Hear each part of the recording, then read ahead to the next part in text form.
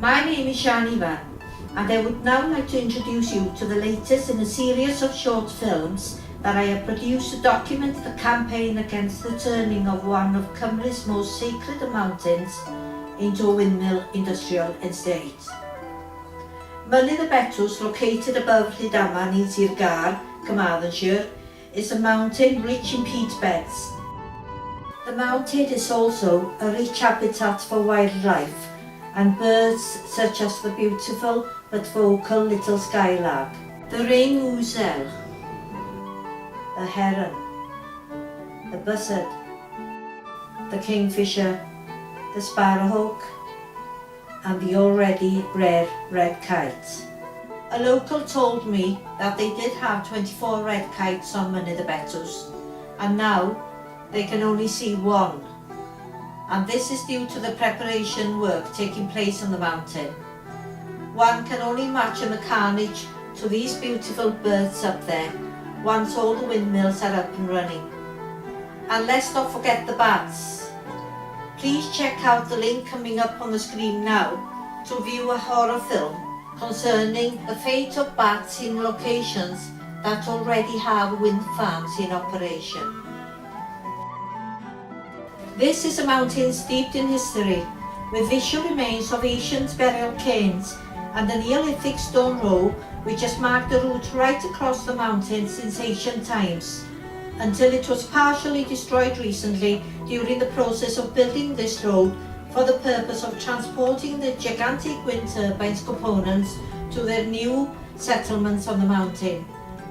This vandalism of such an important part of our heritage in the landscape clearly illustrates that nothing is sacred to global capitalists, and this is but one of the thousands of useless wind farms that is to be forced on our nation.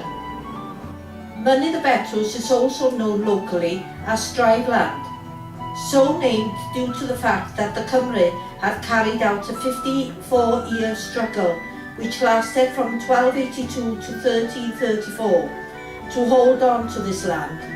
They fought relentlessly and gave the Anglo-Norman land grabbers and economic colonisers plenty of strife to keep this land in Cymric hands. There is little evidence of any strife to keep these modern robber barons capitalists at bay today. Many battles were fought on Striveland during the 54-year-long struggle, so undoubtedly the whole area is a battle site. Yet it has never been marked as such by Cadw, the Welsh equivalent of English Heritage, and a department now within the Welsh Assembly, whose role it is supposedly to protect our heritage and signpost Welsh battlefields. The question is begging to be asked, why have they not signposted such important historical battle sites such as Striveland and Hyddgen? I will appeal now for all concerned to write to Cadw at the Welsh Assembly to ask them why they haven't. All my previous short films on the Striveland 2012 struggle have been on documenting the campaigning that has taken place on the mountain during 2012. The films have also documented the turbine transport convoys as they made their way up from Swansea Docks to Pontardawe and Rhyddfro to the site entrance located to the south of the village of Gwaun Caergirwen. This present film documents a section of a turbine body being transported from Gwaun Caergirwen up the newly built road, past Lletyr Prydd, driving straight across the sacred site of the Neolithic cemetery and on to Bank y Bryn, and right across the site of the Neolithic stone row. The site designated for the windmill farm is also slap bang in the middle of the ancient path of St Illys Way, which is meant to be accessible to walkers. But, as can be seen, signs pointing this house have been deliberately uprooted and left lying on the ground. The first turbine is up on Striveland. Tarian Glyndŵr, a department of Embassy Glyndŵr, has been active during the last 12 years symbolically registering battle sites that Cadw refused to acknowledge. As part of his work, Tarian Glyndŵr has named this first turbine Arthur Tudor Richmond, after the first Tudor English Prince of Wales. The next 14 turbines to be routed into Stryveland will be named after the succeeding English Princes of Wales, the last one being Carlo aka Charles Windsor. These turbines, so named, will stand until they rot into the soil of this sacred mountain as a memorial to both the greed and cowardice of Welsh collaborating Tan traitors and their reluctance to protect and save their motherland from this fate.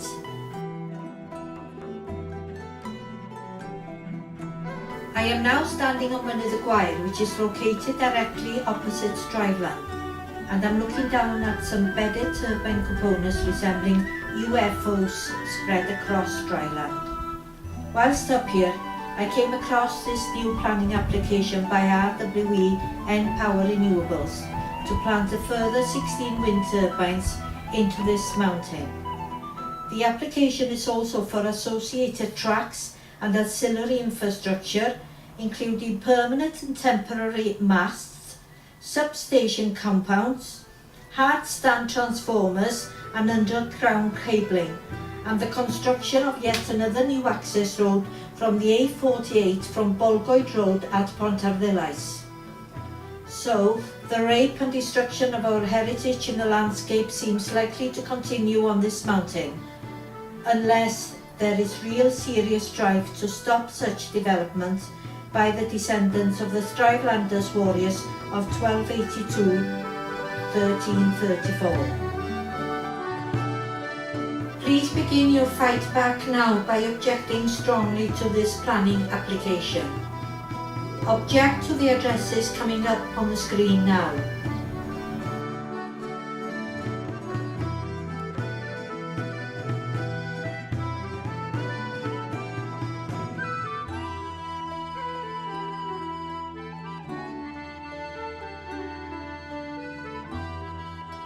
This time, these turbines must not pass. Far away a voice's warning, sending us a sign. Come home again while you still can, there may not be much time. With lots of turbines on the hillside, and lines of pylons in the vale, then we can all stand back in wonder as the tourist industry fails. You see, this plan has been developed by some very clever men, so they would see Carmarthen's turbines from Cardiff on number 10.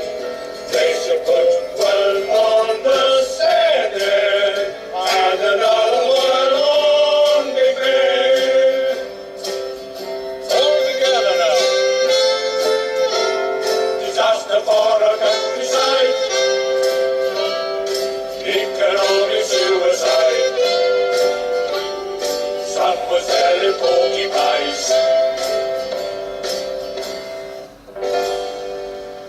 There are other better ways to low-cost energy. It's not too late to stop carnage on this big business scatology.